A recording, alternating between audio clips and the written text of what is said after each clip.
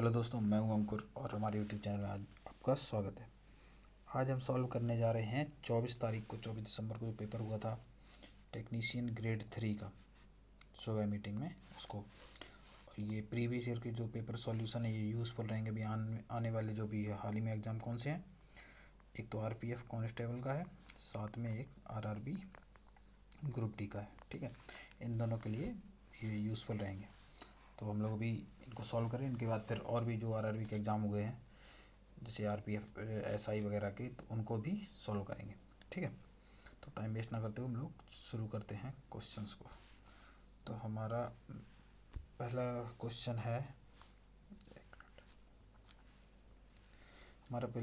6% रमेश ने 6% साधारण वार्षिक ब्याज की दर से बैंक में 1232 का निवेश किया। ठीक है,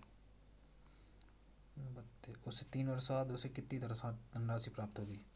तो 1232 पी 6 मतलब पी आर टी अपॉन 100। ठीक है, तो यही कर देते हैं 1232 इंटू 6 दिया 18, 18 दूनी अपॉन 100, 18 दूनी 36, 3 8 54 3 57। ठीक है, 5 है कैरी, 18 36 और 5 36 5 41, 4 हो गया, 18 18 4 22 अपॉन 100। दोनों से यहाँ पे 221.76 इतने पैसे जमा करने होंगे। लेकिन टोटल कह रहा है पूरी धनराशि कितनी होगी, तो हम 1232 में जोड़ देते हैं इसको। तो 76.6325 32 है वही 2 3, तो 1453.76। ठीक है, नेक्स्ट क्वेश्चन पे चलते हैं हम लोग। 10 प्राकृत संख्याओं का औसत कितना है। तो 10 प्राकृत संख्याओं का औसत हमेशा अगर देखा जाए तो जितने n दिया जाता है, n प्राकृत संख्याओं का औसत होता है n प्लस 1/2। तो 10 प्लस 1/2 यानी कि 11/2 5.5। दूसरा हम लोग लिख के ही देख लेते हैं। 10 प्राकृत संख्या जैसे कि 1 2 3 4 5 6 7 8 9 10। तो जब डिफरेंस सेम होता है तो पहला नंबर वो लास्ट नंबर प्लस पहला नंबर अपॉन 2। ठीक है, तो 11/2 5.5। ठीक है, नेक्स्ट पे चलते हैं। नेक्स्ट हमारा क्वेश्चन है, दो व्यक्तियों की वर्तमान आयु 46 वर्ष और 60 वर्ष है। के वर्ष बाद इनके आयु का अनुपात 4:5 है। ठीक है, देखो अभी अनुपात आयु इनकी कितनी 46 और 60 और बाद में 4:5 है। अब आयु कितने भी वर्ष हो जाए उनके गैप का बीच का गैप थोड़े ना बदलेगा। यानी यहाँ पे इनके बीच का गैप 1 है और यहाँ इनके बीच का गैप है 14। ऐसा नहीं हो सकता, बीच का गैप तो इक्वल रहेगा। तो यहाँ भी 14 करो, तो यहाँ 14 का यहाँ मल्टीप्लाई करोगे तो यहाँ भी 14 का करो और यहाँ भी करो। तो यानी कि इनकी पहले 46 और 60 थी, अब 14 चौके 56 एंड 14 पंचे 70। यानी अब इनके बीच में 10-10 का गैप बढ़ चुका है और के की वैल्यू यही है। ठीक है, नेक्स्ट क्वेश्चन पे चलते हैं हम लोग। नेक्स्ट क्वेश्चन है हमारा, एक दुकानदार ने 28,000 अंकित मूल्य पर एक वस्तु पर 10% और 15% क्रमिक छूट प्रदान करता है। ठीक है, विक्रय मूल्य ज्ञात कीजिए। ठीक है, जब दो लगातार छूट दी जाती है तो फॉर्मूला कौन सा लगाते हैं, ये वाला x plus y minus x y upon 100। ठीक है, तो 10 प्लस 15 माइनस 10 15 टाइम जा 150 अपॉन 100 कितना हो गया 15 10 25 माइनस तो यहाँ आ गया 1.5, यानी कि आपको 23.5% की छूट पे मिलेगी। तो ठीक है, तो 23.5% छूट मिल जाएगी। तो ये फिर बेचेगा कितने पे, 100 में से माइनस कर देते हैं। 100 में से हम अगर 23.5 की तो वही परसेंटेज निकाल लेंगे। तो 100 में से 24 अगर माइनस करेंगे तो हमको मिलेगा 76। तो यहाँ पे 76.5 हो जाएगा, यानी 28,000 का 76.5 निकाल लेते हैं। 76.5 अपॉन 100 00, यानी 765, मतलब पॉइंट इधर हटा दिए इधर से, मैं मल्टीप्लाई कर दें 28 का, ठीक है। 8 पंचे 40, 4 6 10, 4 52, 5 8 56 5 61, ठीक है। 2 पंचे 10, 1 2 6 1 13, 1 10 14 1 15, 0 2 4 5 11 1 1 2 21 420, ठीक है। कौन सा है? 21 420 ही आंसर है इसका। नेक्स्ट क्वेश्चन पे कल चलते हैं। एक फल विक्रेता 48 रुपये में 800 सेब खरीदता है, ठीक है, और वह परिवहन पर 800 खर्च कर देता है। यानी उसके टोटल पैसे कितने खर्च हुए? एक तो 4800 खर्च हुए, साथ में 800 और खर्च हुए, यानी उसके 48 5600 खर्च हो चुके हैं, ठीक है। प्रत्येक सेब पर उसे 10 लाख रुपये का लाभ अर्जित करना है। तो 800 सेब उसको पड़े हैं 5600 के। एक सेब कितने का पड़ेगा? 8 सत्ती, तो एक सेब उसको पड़ेगा 7 रुपये का। कह रहा है एक सेब पर 10 रुपये का लाभ चाहिए, तो 10 ऐड कर दो, यानी कि एक सेब बेचेगा वो 17 रुपये का, ठीक है। नेक्स्ट क्वेश्चन में चलते हैं हम लोग।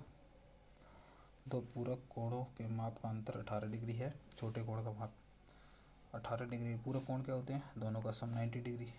दोनों का डिफरेंस 18 है, तो इससे 18 अलग कर देते हैं, तो बचेगा कितना? 72। इसको दो इक्वल पार्ट में बांट दो, 36 36। तो एक कोण तो ये हो गया और एक ये हो गया।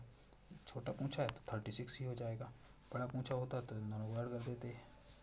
4 3 1 4 54, ठीक है। तो आंसर हो गया 36। किसी संख्या का 30% उसके 20% से 12 अधिक है। संख्या का 30% उसके 20% से, यानी यहाँ 10% की वैल्यू दी जा रही है 12, तो संख्या क्या है? तो 100% कर लो, 120, ठीक है। नेक्स्ट क्वेश्चन पे चलते हैं हम लोग। सबसे बड़ी प्राकृत संख्या कौन सी है जिससे 3 क्रमागत समप्राकृत संख्याओं का गुणनफल सदैव विभाज्य हो? 3 क्रमागत समप्राकृत संख्याओं को, ठीक है। तो अभी हमें ऐसे पता नहीं चलेगा, लेकिन हम सबसे छोटे वाले मान लेते हैं। सबसे छोटे लगातार सम कौन से होंगे? 2 4 और 6, इनका गुणनफल, यानी इन तीनों का गुणनफल कर दो। 2 4 8 6 48, 48 आ रहा है। तो 48 जो है इनमें से सबसे बड़ी प्राकृत संख्या, तो सबसे बड़ी प्राकृत संख्या 48 ही हो, क्योंकि अगर सबसे बड़ी यहाँ तो 96 है, लेकिन 96 48 को डिवाइड नहीं करेगी। 48 को सिर्फ 48 ही डिवाइड करेगा, सबसे बड़ी संख्या ये होगी, ठीक है। नेक्स्ट क्वेश्चन पे हम लोग चलते हैं। Next question, A B C अकेले एक काम को 9 12 18 दिन में पूरा करते हैं, ठीक है।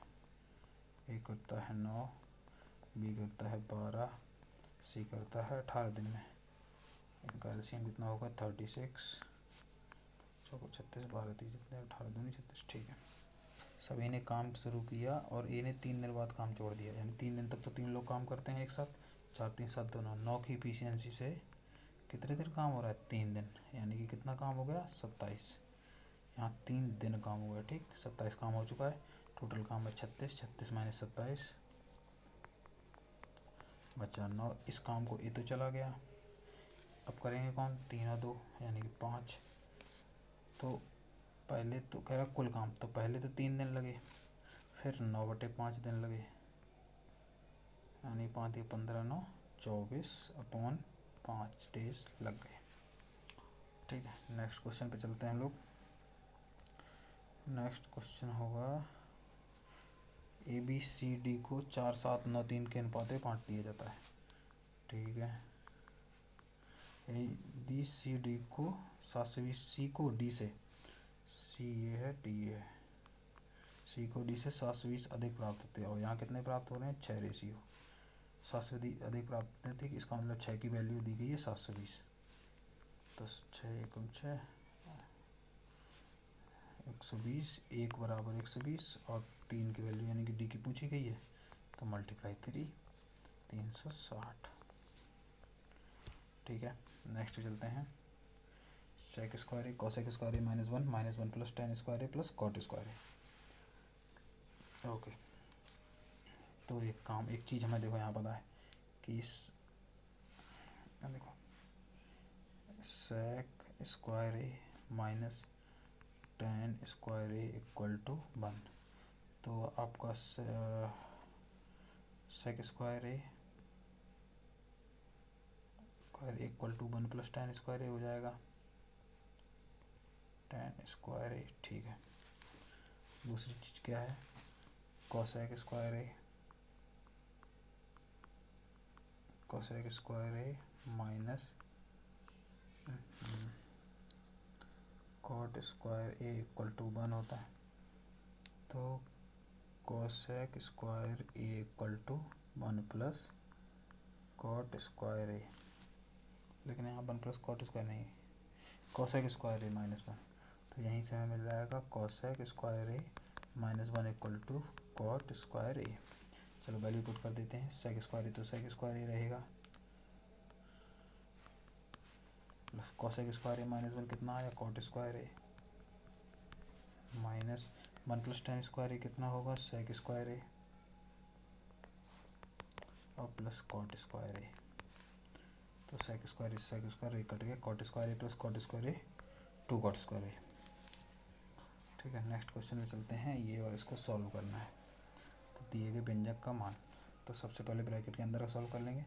ब्रैकेट के अंदर कितना होगा, 15 इंटू 32 को 2 से डिवाइड करेंगे 16 इंटू 5, इसको डिवाइड कर रहा है 75, यानी 15 इंटू 16 इंटू 5 अपॉन 75। तो 15 5 जो 75, 5 से आंसर बचा 16।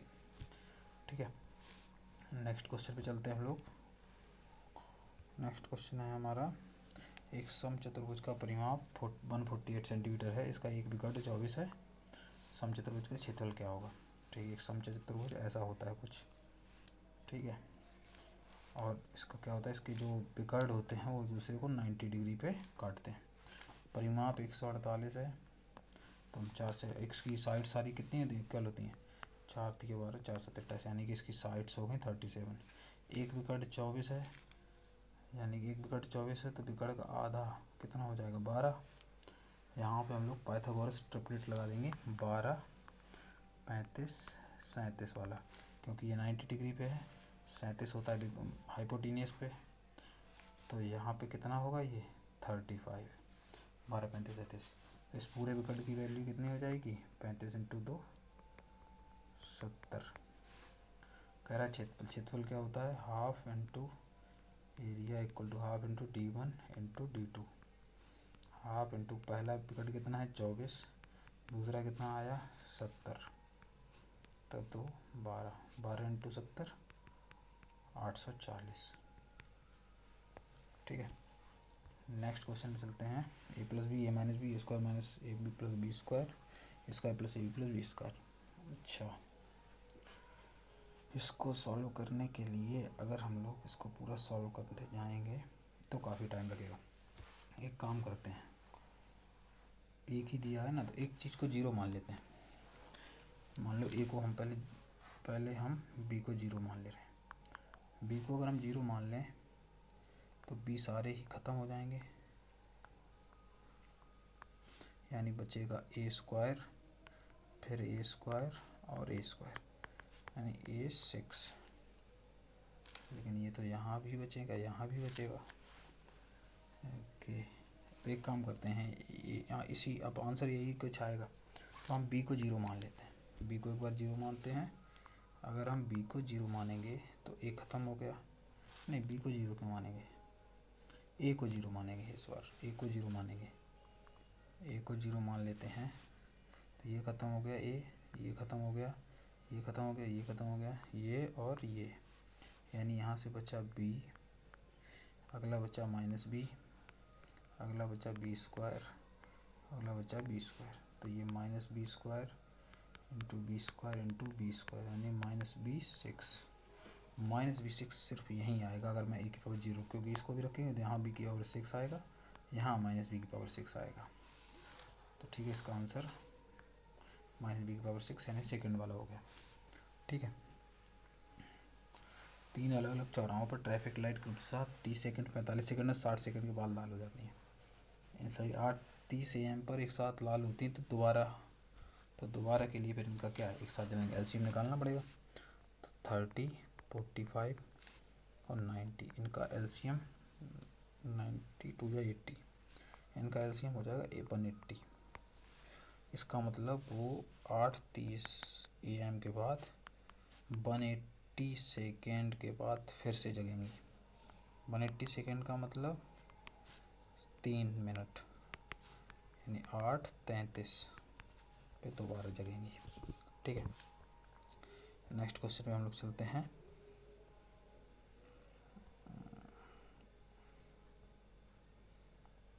नेक्स्ट क्वेश्चन है हमारा 25 और 36 का मध्य अनुपाती ज्ञात कीजिए। मध्य अनुपाती क्या होगा, जैसे 25 मध्य, इसको ए मान लेते हैं, A/36। ऐसे मध्य अनुपाती का फॉर्मूला होता है √a/b, मतलब 1 नंबर इंटू 2 नंबर। तो खैर A² = 25 इंटू 36 हो गया, तो ए आपका आ गया 5 इंटू 6 यानी कि 30। नेक्स्ट पे चलते हैं। 4% वार्षिक साधारण ब्याज दर पर 6 वर्षों में कितनी धनराशि 1116 हो जाएगी। अच्छा, कितनी, ये इसका मतलब अमाउंट दिया गया है, तो हमसे कह रहा है 4% 6 वर्षों में, यानी 6 चौके 24, इसका मतलब ब्याज 24% बढ़ेगा। कोई भी धनराशि अपने में कितनी होती है, 100%, तो 100% प्लस 24% की वैल्यू ही आपको दी गई है 1116। और हमसे कितनी धनराशि यानी 100% की वैल्यू पूछी है, तो 124 की % बराबर दिया गया है 116। 4 से काट देते हैं, 4 × 12, 4 × 4, 4 दूनी 8, 3 4 7 28, 4 9 36, 3 से 31 से 9 जट 1% = 9, तो 100% = 900। ठीक है, नेक्स्ट पे चलते हैं हम लोग। और इन परीक्षणों को आरोही क्रम में लगाया गया है और 63 माध्यक है। देखें कितने नंबर हैं यहाँ पे, 1 2 3 4 5 6 7 9 10 नंबर हैं, तो बीच के 2 माध्य अपॉन 2 माध्यक हो जाते हैं, यानी x + 2x + 3/2 यही आपका माध्यक है। तो 3x + 3 = 63 2 जा 126, तो 3x = 126 - 3 123, 3 से काटते हैं, 3 4 जा 12, 3 1 जा 3, आंसर आ जाएगा 41। ठीक है, नेक्स्ट क्वेश्चन पे चलते हैं हम लोग। प्रथम 5 अभाज्य संख्याओं का योगफल, प्रथम 5 अभाज्य संख्या यानी 2 3 5 7 और 11, 2 3 5 5 10 7 17 और 11, ये तो सीधा सिंपल जोड़ना था 28। ठीक है, दो व्यक्ति 56 किलोमीटर दूरी पर स्थित एक दूसरे की ओर गाड़ी चलाते हैं। पहले व्यक्ति की चाल 13 किलोमीटर प्रति घंटा है, दूसरे की 14 किलोमीटर। वे एक साथ गाड़ी चलाना आरंभ करते हैं, तो कितने समय बाद वे एक दूसरे से 2 किलोमीटर की दूरी पर होंगे। 2 किलोमीटर दूरी पर होंगे और चलना है 56, 2 किलोमीटर दूरी गैप, इसका मतलब उन्हें चलना है 54 किलोमीटर। और एक दूसरे की ओर गाड़ी चलाते हैं, यानी उनकी स्पीड ऐड हो जाएगी 13 + 14 यानी 54/27, 27 दूनी 54, इसका मतलब वो 2 घंटे बाद एक दूसरे से 2 किलोमीटर की दूरी पर होंगे। ठीक है, नेक्स्ट पे चलते हैं हम लोग। नेक्स्ट हमारा क्वेश्चन है 36² / 9² + 4²।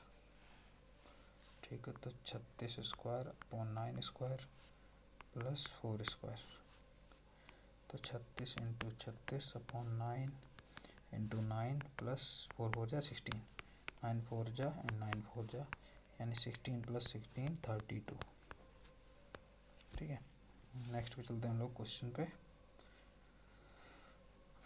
पाइप आर एक भरी हुई टंकी को 30 घंटे में खाली कर सकता है। 2 पाइप पी और क्यू टंकी को 15 और 10 घंटे में भर सकते हैं। राम ने अनजाने में तीनों नल खोल दिए। 2 घंटे बाद श्याम को इसका एहसास हुआ, तो उसने पाइप आर को बंद कर दिया। इस गलती के कारण टंकी को भरने में कितना समय लगेगा। ओके, पाइप पी भरने वाले के लिए प्लस लगा देते हैं, 15 घंटे में, क्यू 10 घंटे में, और निकालने वाले के लिए आर 30 मिनट में। इनका मतलब इनका एलसीएम कितना 30 घंटे में, एलसीएम 30 आ जाएगा, 15 दूनी 30, 10 × 30, 30 × 30। ठीक है, यानी कि उसने तीनों नल को खोल दिया 2 घंटे बाद, इसका 2 घंटे तक उन्होंने एक साथ काम किया। यहाँ एफिशिएंसी कितनी लग रही, 3 2 5 - 1 4 की एफिशिएंसी से काम हो रहा है, तो 4 की एफिशिएंसी से काम होगा 2 घंटे के लिए, यानी 8 नल भर गया। अब बचा कितना है 22 को 2 घंटे बाद उसने आर को बंद कर दिया, यानी अब वो 5 की एफिशिएंसी से काम करेगा। ठीक है, तो कितना अधिक समय लगेगा, तो 22/5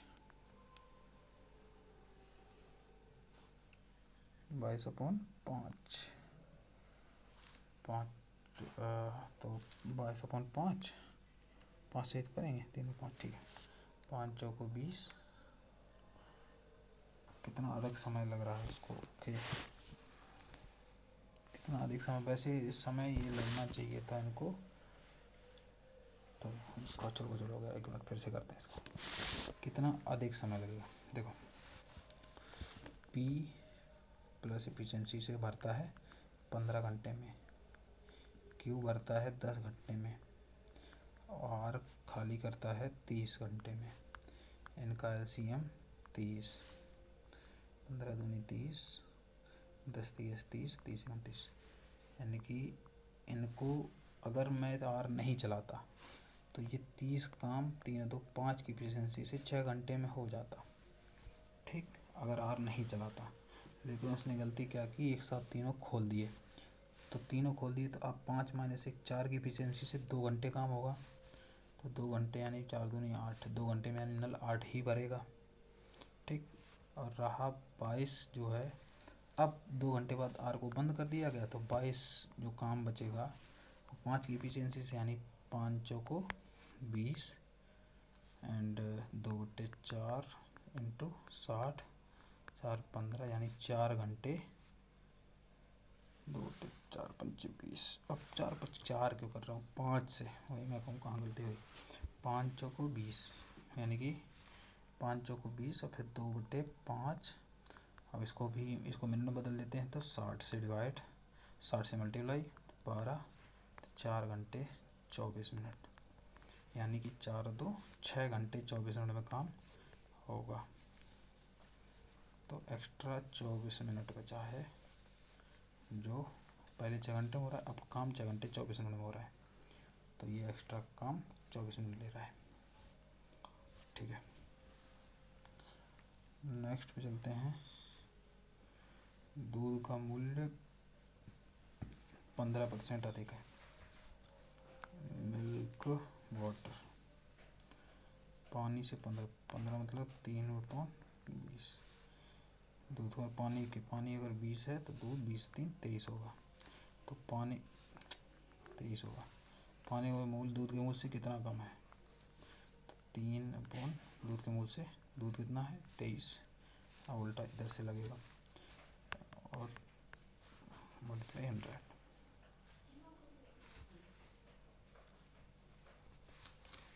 300 को यहाँ क्या होगा 300/23, 300 को डिवाइड करते हैं 23 से, 23 1 23, 7 0 23 दिया, 13% कुछ चल रहा है, तो एक ही आंसर ऑप्शन है 13.05%। नेक्स्ट पे चलते हैं। समांतर रेखाओं का एक युग्म किसी तिर्यक छेदी रेखा द्वारा इस प्रकार प्रतिच्छेदित किया जाता है कि एंगल 1 और 2 तिर्यक छेदी रेखा के एक ही तरफ अंतःकोणों का एक युग्म बनाते हैं।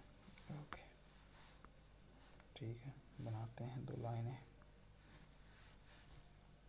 एक ही तरफ दो अंतःकोणों का एक ही युग्म बनाते हैं। अगर हम इसको एक ही तरफ के अंतःकोण, तो एक ये ऐसे इस टाइप से होगा। ठीक, ये 1 है, ये 2 है, एंगल 1 65 है, तो एंगल 2 कितना होगा, दोनों का सम कितना हो जाएगा 180, तो 180 - 65 आपका आ जाएगा 115 डिग्री। ठीक है, नेक्स्ट क्वेश्चन। 7 सेंटीमीटर भुजा वाले एक वर्ग के परिगत वृत्त की परिधि, एक वर्ग, इसके चारों ओर एक सर्किल, अगर इस वृत्त की परिधि ज्ञात करना है। ओके, स्क्वायर अगर हम जानते हैं कि स्क्वायर की साइड अगर 7 है तो इसका जो विकर्ण होता है वो 7√2 होता है, ठीक है। अब वृत्त के लिए ये 7√2 वृत्त के लिए तो डायमीटर है, तो रेडियस कितनी हो जाएगी 7√2/2 यानी 7/√2। इससे इसको काट देंगे √2 टाइम। परिधि निकालनी है 2πr 2 इंटू 22/7 इंटू 7/√2, ठीक है। 7 7 कट गया, √2 से 2 कट गया, √2 टाइम, तो 22√2, ठीक है। नेक्स्ट पे चलते हैं लोग।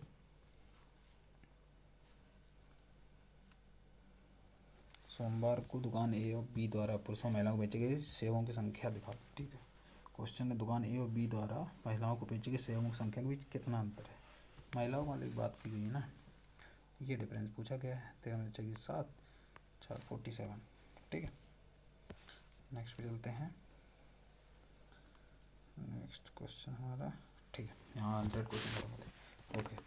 तो ये हो गया हमारा 24 तारीख वाला सेट, सुबह मीटिंग वाला। तो ठीक है, मिलते हैं अब नेक्स्ट वीडियो में। वीडियो पसंद आया तो लाइक कीजिए।